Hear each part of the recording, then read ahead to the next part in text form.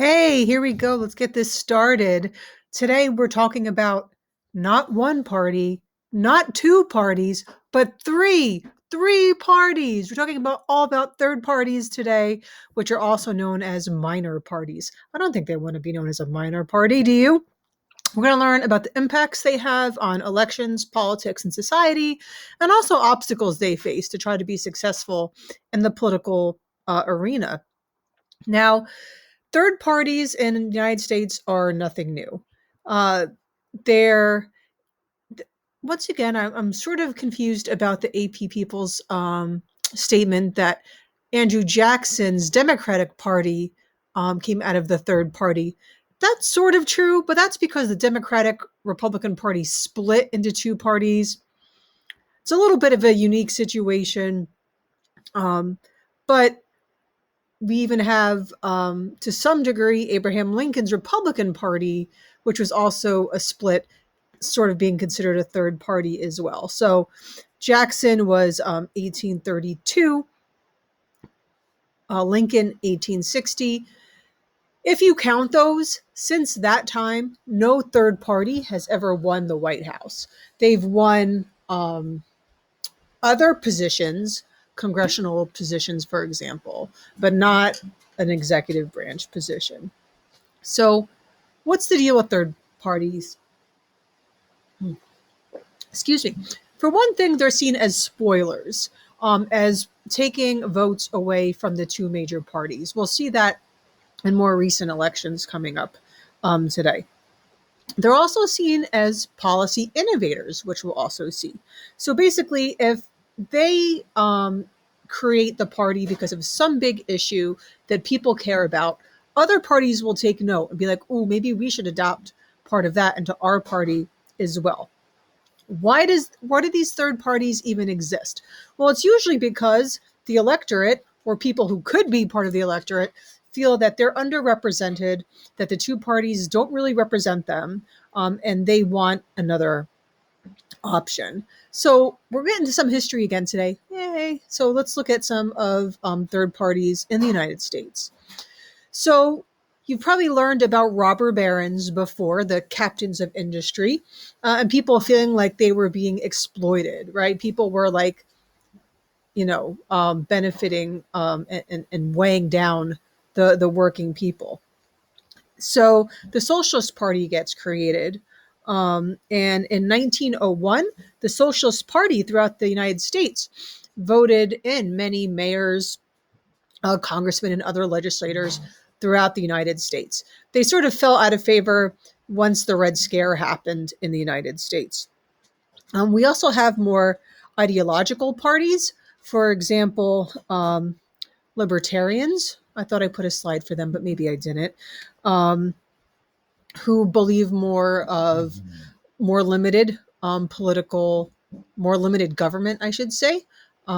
They've been around and still have very active members. We then have the Bull Moose Party, which was an example of a splinter party. The Republican Party was considering re-nominating Teddy Roosevelt. They instead went with Taft. And we see the results here. It ended up being a win for Woodrow Wilson. Teddy Roosevelt did win more percentage of the vote than the Republican Party did. So their plan didn't go so well. Eugene Debs was the Socialist Party still hanging on. We also have economic protest parties, like the Greenback Party that formed in the late 1900s. I'm upset that I didn't put a libertarian slide because they actually were on the ballot in 1980 in all 50 states, which is a big deal. All right, we also have single issue parties. The example of that would be the Prohibition Party, which came about in 1869, not long after the Civil War. This is an image representing their national convention in 1884. So the single issue would be prohibition, not being fans of alcohol, seeing as a real danger to society. But even single issue parties have to have opinions on other issues, right? Because once they hopefully win office, they can't only deal with things like that. So you also have them wanting being big proponents for women's suffrage, environmental issues before environmental issues were even big in the United States, also for bimetallism, so using both gold and silver to back currency. We have the Green Party, which does exist actually in other countries, but the United States Green Party forming in the 1970s, really wanting a lot of environmental concerns to be brought into the forefront. All right, so what are the barriers these parties face?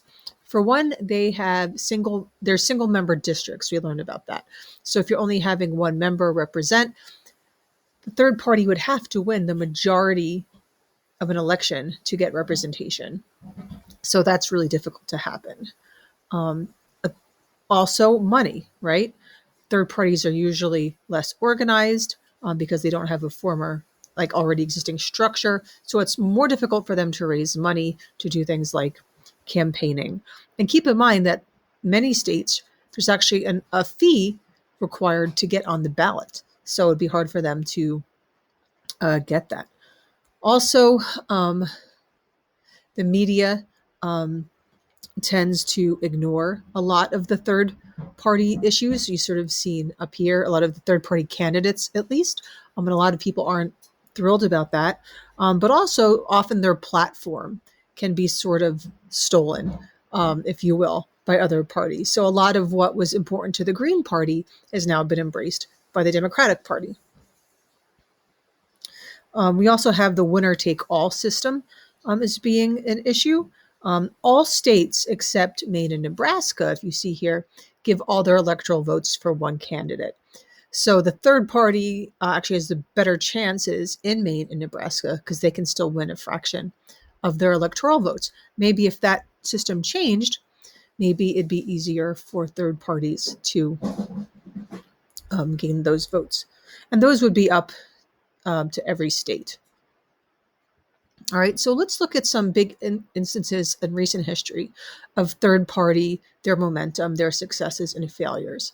So in a previous video, we talked about the election of 2000, and we know this was between Bush and Gore, and eventually Bush won, but it was very close, and no one knew for a while, and there was a lot of issues about that. What was one of the big reasons?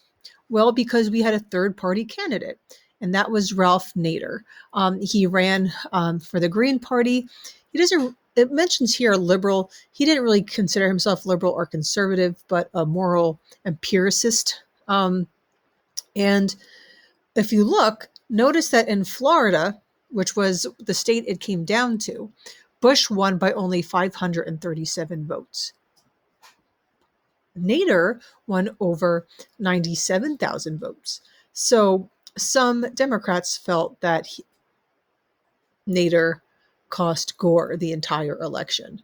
And there's arguments for and against that claim, but you can see it was significant regardless. FYI, Ralph Nader is still around. He's still sharing his opinions.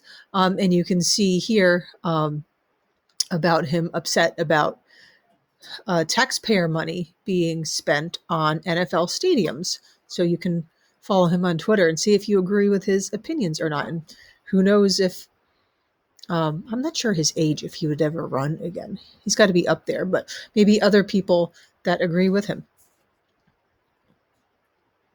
So we also want to look real quickly at the 1992 election. So just 8 years before Nader, Bush, and Gore.